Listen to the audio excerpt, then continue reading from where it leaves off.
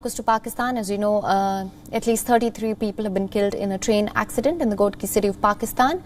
Several others have been reportedly injured. And once again, we're being joined by our Pakistan Bureau Chief, Anas Malik from Islamabad for more on the story. Anas, thank you for joining us. What is the situation on ground? Well, absolutely, there was a catastrophe earlier in the morning, about 8 hours since we saw this accident in Dherki between two railway stations. A train had overturned, and then 8 of its bogies had basically overturned, and then another train that was incoming from Punjab to Karachi that collided with that very train that was on that up track, leading to at least 33 people being killed. In fact, 35 people being killed. That has been confirmed by the Deputy Commissioner. More than 60 plus have been injured. At least 10 to 15 people are said to have been trapped in it.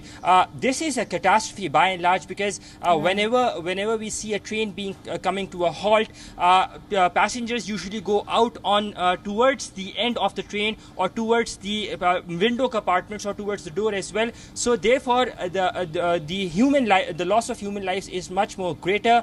There are people, 10 to 15 people, who are said to have been trapped even now. Heavy machinery is there on the spots. The Pakistan Army is also there as well. At least two helicopters are taking part in the rescue operations.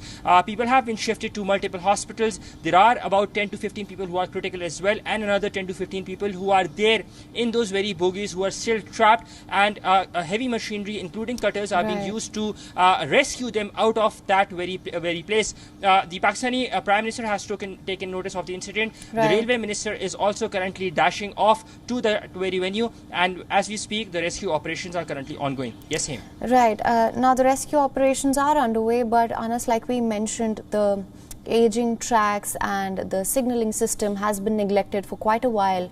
Now, what is the plan going forward? The management was clearly at play here, and it is being blamed for negligence. What can we expect going forward?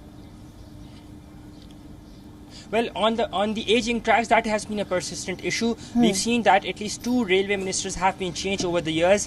We've seen 2 major train incidents taking place, one in 2019, one in 2016. More than 100 people had lost their lives due to these aging tracks. So we will be seeing tall claims being made, but for now it will be a bit too early to call out on that, primarily because the administration would say that they would want to investigate. Luckily, both the drivers of both the trains are alive. They have escaped unhurt, and they are currently under investigations. Their statements have been recorded as well. Train travel in Karachi, in Pakistan, is being used by the masses by and large. But the system that is in place, that needs to be upgraded. And in the recent China-Pakistan economic corridor, that the partnership that is being done, a new railway line or track is being laid. It's called the ML1. That would be running all the way from Peshawar to Karachi. That would be about 1900 kilometers. So efforts are being made, but for now, as we speak, this heinous incident that has taken place, this catastrophic incident that has taken place, that has resulted in the loss of about 30 plus people, rescue operations for that are currently ongoing. Yes, Haim. All right, Anas, thank you so much for joining us with all the updates on that.